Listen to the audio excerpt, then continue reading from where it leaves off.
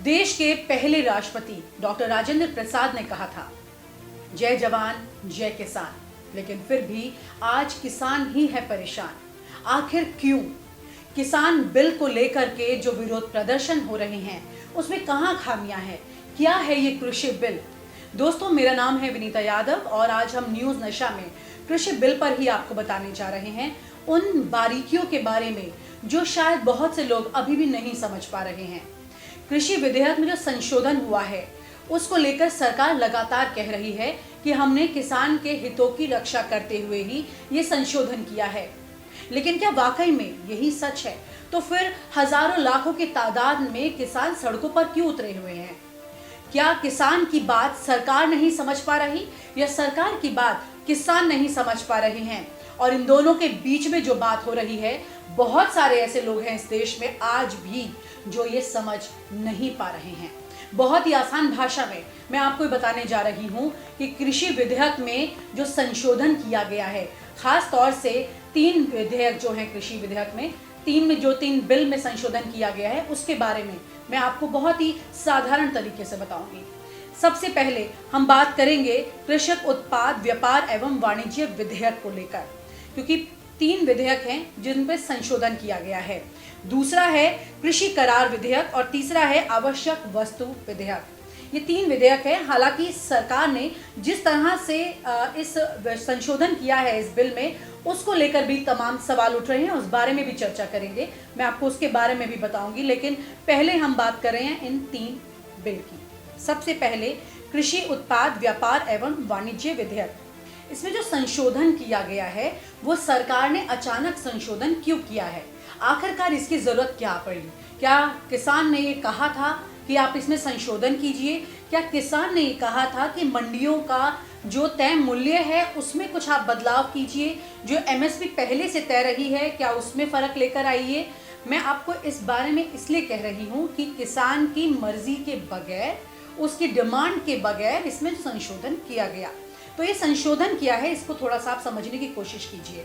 जब मंडियों में किसान सामान ले जा करके अपना बेचता था, वहां पर एफसीआई यानी फूड कॉर्पोरेशन ऑफ इंडिया सबसे ज्यादा वहां से सामान किसान से उठाता था, यानी कि सरकार खुद इसको सामान को किसान के उठाती थी, जिसका एक तय मूल्य होता था।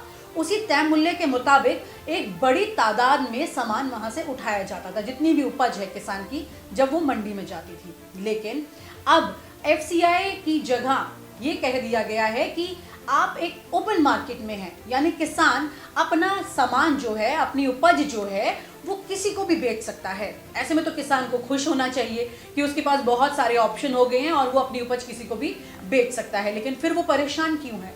आप भी ये सोचेंगे, क्योंकि सरकार भी लगातार ये कह रही है कि हमने तो किसान के लिए आसान रास्ते बना दिए हैं और ज्यादा रास्ते खोल दिए हैं, और किसान उन रास्तों पर चलना नहीं चाह रहा है। तो क्यों नहीं किसान ये चाहता है कि जो ऑप्शंस सरकार ने किसान के लिए खोले हैं वो उसे क्यों नहीं समझ आ रहे हैं? किसान उन पर चलना क्यों नहीं चाहता है?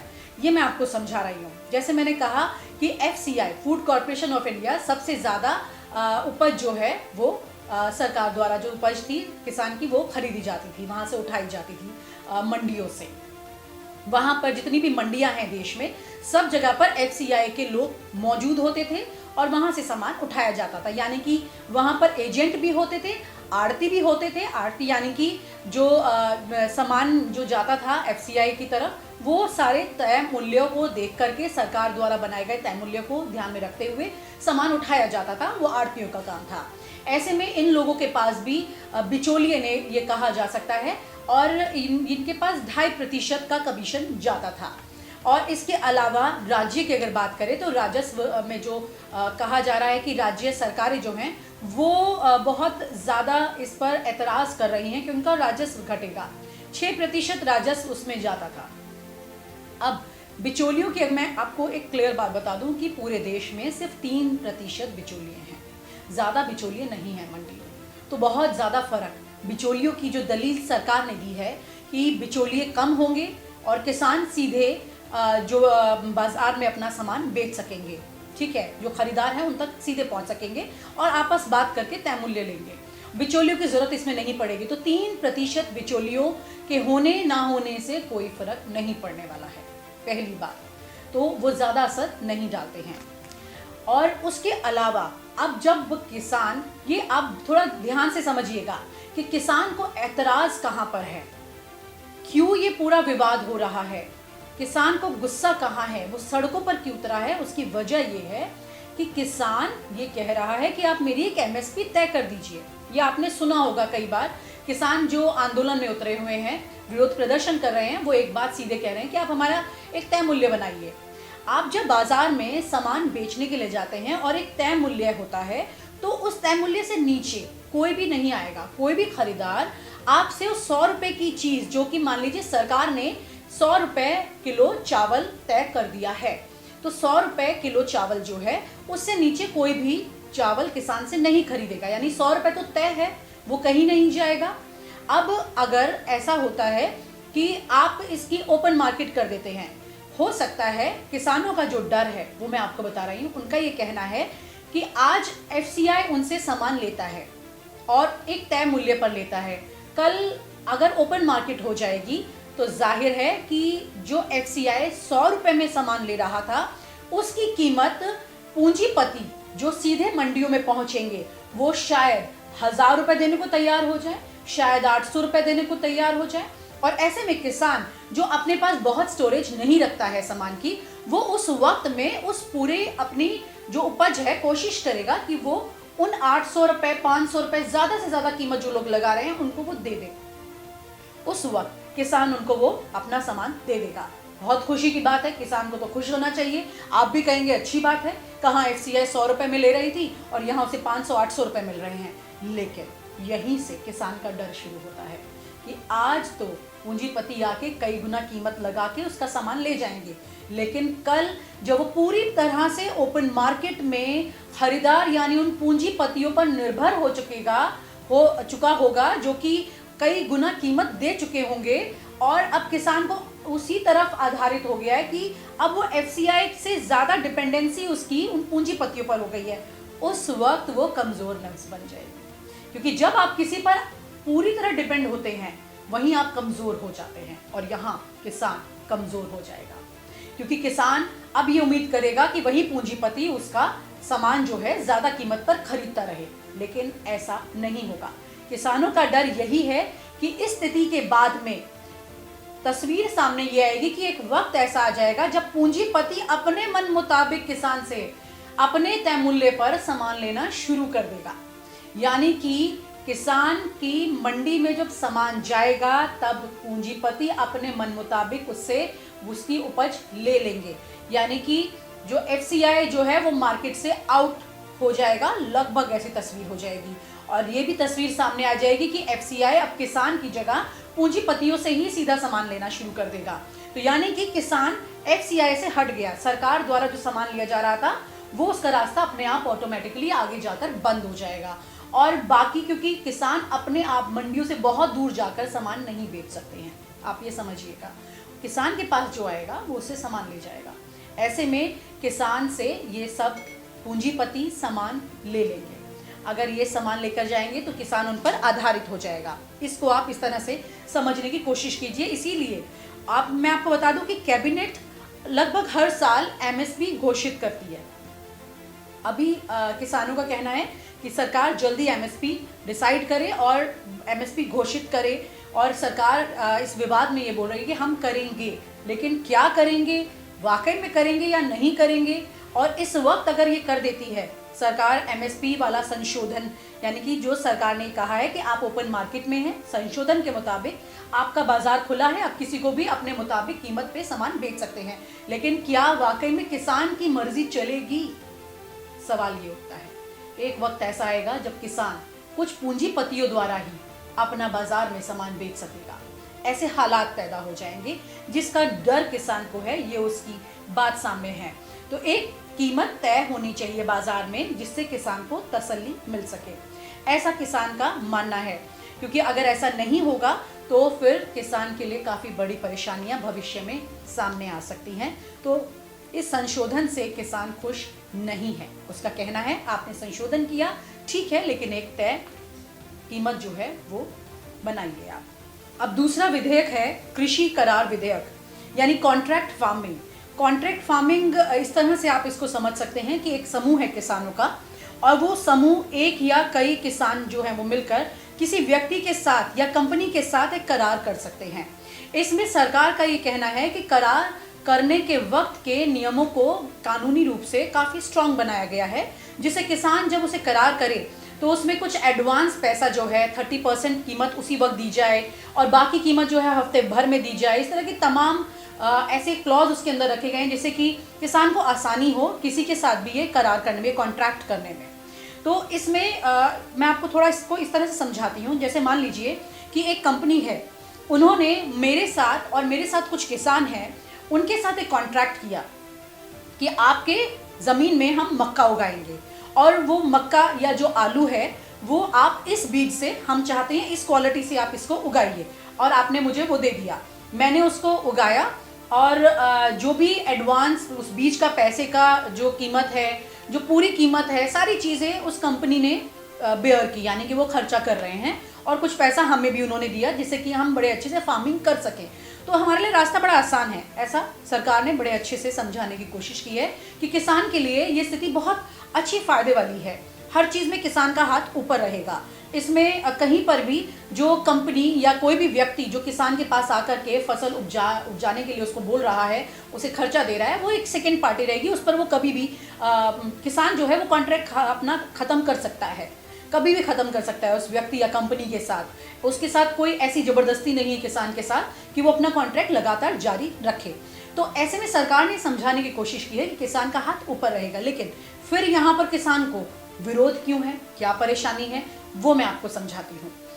इसको आप इस तरह से समझिए जो मैं आपको बता रही थी कि मैं मान लीजिए कि किसी के लिए आलू, एक ज़मीन मैंने हिस्सा, एक ग्रुप बनाया है किसान के साथ और आलू उस ज़मीन में होता है। मैंने कंपनी के साथ करार किया, कॉन्ट्रैक्ट किया, उन्होंने हमें बीज दिया, हमने उस आलू को वहाँ पर पैदा किया। अब जब आलू पैदा हो रहा है, उन्होंने कहा कंपनी ने कि इस आलू का साइज़ जो है वो बड़ा होना चाहिए, और उन्होंने बीज दे दिया और आलू उग गया, और उसी के ऊपर उन्होंने हमसे करार किया है जिससे कि वो आलू के चिप्स बनाएंगे। ठीक है, इसको इस तरह समझिए। ये मैं आपको एक उदाहरण दे रही हूँ। और अब जब आलू हुआ तो उसके साइज छोटे हो गए, क्योंकि किसान तो ये तय नहीं कर सकता है पूरी तरह से कि किस तरह की उपज होने वाली है। कभी कभी उपज ज़्यादा हो जाती है, कभी कभी कम होती है, कभी साइज छोटा होगा, कभी बड़ा होगा। ये तमाम चीज़ें किसान के सामने परेशानियाँ आती हैं ग्राउंड पर। तो जब फसल ज़्यादा हो जाएगी और उसका साइज़ भी अलग होगा, अगर फसल ज़्यादा होती है तो उसको आप ऐसे समझिए कि किसान घाटे में रहेगा। हाँ, अगर फसल कम होती है और उसको पहले से तय मूल्य ज़्यादा मिल रहा है क्योंकि कॉन्ट्रैक्ट में था, तो किसान उसमें फ़ायदे में रह सकता है। लेकिन अगर फसल ज़्यादा हुई तो उसको नुकसान होगा, कंपनी को फ़ायदा होगा। तो ये एक ऐसी स्थिति है। और अगर मान लीजिए आलू का साइज़ बड़े की जगह छोटा आ गया और उसमें पेच फंस जाता है, कंपनी कहेगी हमने आपसे इस तरह के आलू के लिए कॉन्ट्रैक्ट किया था और हमें ये नहीं चाहिए जो आपने किया है इस वक्त, तो ये मैटर डिस्प्यूट में चला जाएगा। आप ऐसे समझें इसको, ये एक विवादित मैटर हो जाएगा और यहाँ पर उसे कोर्ट जाने की अभी दरवाजे नहीं खुले किसान के लिए। जब ये जो मैटर होगा फिर ये जाएगा, एक डिस्प्यूट बॉडी बनाई है सरकार ने और ये एसडीएम के अंडर होगा। एसडीएम इस मामले को हल करेंगे, किसान के और कंपनी के मैटर को हल करेंगे। ये चौथे राउंड की जो बातचीत होगी किसान और सरकार के बीच में, उसमें इस पर भी चर्चा होने जा रही है।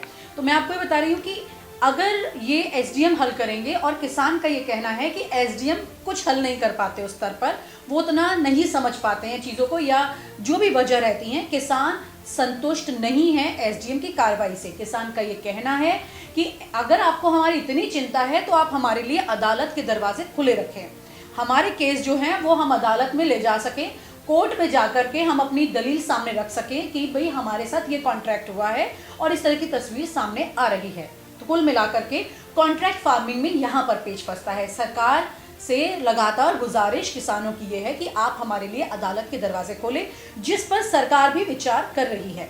तो बहुत ज़्यादा डिस्प्यूट अभी इस मैटर में नहीं है, लेकिन आश्वासन दिया है सरकार ने कि वो इस पर विचार करेगी। अब इसी के साथ अब दूसरा अधिनियम जो है उसके बारे में बात करते हैं, आवश्यक वस्तु अधिनियम। आवश्यक वस्तु अधिनियम क्या है? आवश्यक वस्तु अधिनियम दरअसल इस तरह से आप समझ सकते हैं इसको कि कुछ ऐसी चीज़ें हैं जिन पर सरकार ने अपनी तरफ से स्टोरेज के लिए मनाही की हुई थी। आप इससे ज़्यादा स्टोरेज नहीं कर सकते हैं। अगर आप ज़्यादा स्टोरेज करते हैं तो आपकी जगह पर रेड पड़ जाती थी। आप अपने पास इतना कोल्ड स्टोरेज में सामान नहीं रख सकते। आपने अक्सर देखी होंगी ऐसी खबरें जिसमें अनाज, दलहन, तिलहन, खाद्य तेल, प्याज, आलू, अब इन सब को आवश्यक वस्तु अधिनियम से बाहर कर दिया है। यानी कि कोई भी व्यक्ति, बड़ा पूंजीपति, अपने कोल्ड स्टोरेज में खूब ज़्यादा तादाद में अनाज, दलहन, तिलहन, खाद्य तेल, प्याज और आलू रख सकता है। ध्यान रखिएगा, ये वो सारे सामान हैं जो रोज़ाना इस्तेमाल होते हैं। इस देश की करोड़ों की जो ये जनता है वो रोज़ाना गरीब से लेकर अमीर तक सब लोग इन तमाम चीज़ों का इस्तेमाल करते हैं। यानी कि खपत बहुत ज़्यादा है। इस खपत को ध्यान में समझिए। देखिए, इसको भी आप थोड़ा आसान भाषा में ऐसे समझिए। मान लीजिए आलू और प्याज एक किसी पूंजीपति ने किसान से खरीदने के बाद अपनी कोल्ड स्टोरेज में रख ली। अब आप अक्सर सुनते रहे खबरें कि जमाखोरी नहीं कर सकते लोग, ठीक है, लेकिन अब ये जो नाम मैंने बताए हैं आपको इन सब चीज़ों के, ये सब उन जमाखोरी वाली लिस्ट से बाहर आ चुके हैं। यानी आप जमा कर सकते हो। अगर आप प्याज और आलू को इतना जमा करेंगे, मुझे याद है कि मैं एक बार गुजरात में चुनाव कवरेज के दौरान गई थी और मैंने वहाँ देखा था 1 रुपये किलो आलू था। 1 रुपये किलो आलू, जो कि बाज़ार में आते आते काफ़ी महंगा हो जाता है। आप देखते हैं कि किस तरह से 20 रुपये किलो, 50 रुपये किलो, कई बार उससे भी ज़्यादा तक मिल जाता है।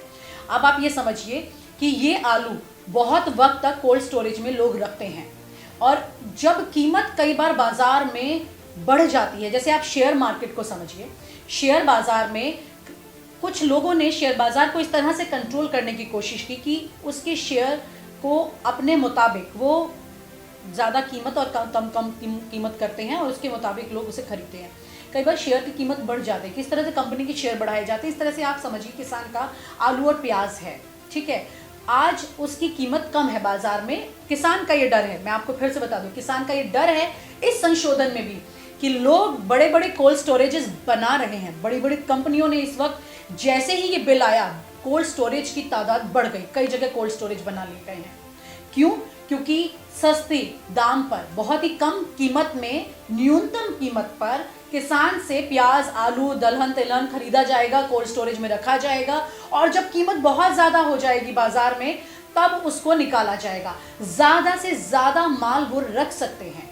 अगर वो ज़्यादा से ज़्यादा माल वो अपने पास रखते हैं तो आप ये समझिए कि फिर जो खरीदार हैं, हम लोग जब बाज़ार में जाएंगे अपने लिए सब्ज़ी बनाने के लिए, आलू प्याज खरीदने, कई बार ऐसा हो चुका है पहले ही, प्याज और आलू के दाम इस कदर बढ़ चुके हैं कि हम लोग घर में खाना बनाने के वक्त सोचते हैं तो आगे क्या तस्वीर होगी।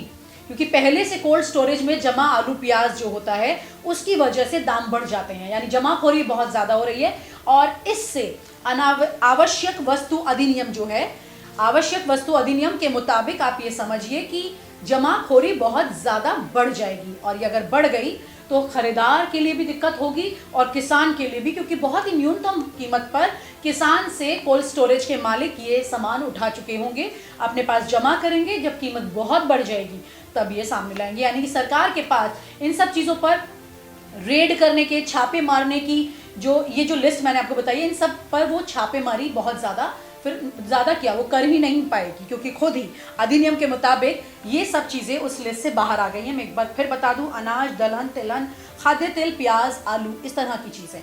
आप इसको आप ये समझिए कि सबसे ज़्यादा चावल जो है वो कहाँ पर होता है। पश्चिम यूपी, हरियाणा, पंजाब, आंध्रा, तमिलनाडु, इस तरह की ये सारी पूरी जो खपत है इन जगहों पर होती है। और किसान को अगर आप देखें, इन्हीं जगहों से सबसे ज़्यादा किसान ने विरोध प्रदर्शन किया है और सबसे ज़्यादा डर किसान का यही है कि वो कमज़ोर हो जाएगा इस संशोधन से और जो पूंजीपति हैं उनके हाथ में पावर आ जाएगी। वो अपना कोल्ड स्टोरेज में माल ज़्यादा से ज़्यादा भर सकेंगे और अपने मन मुताबिक बाज़ार में उसे बेच सकेंगे। इसको लेकर किसान की नाराज़गी है।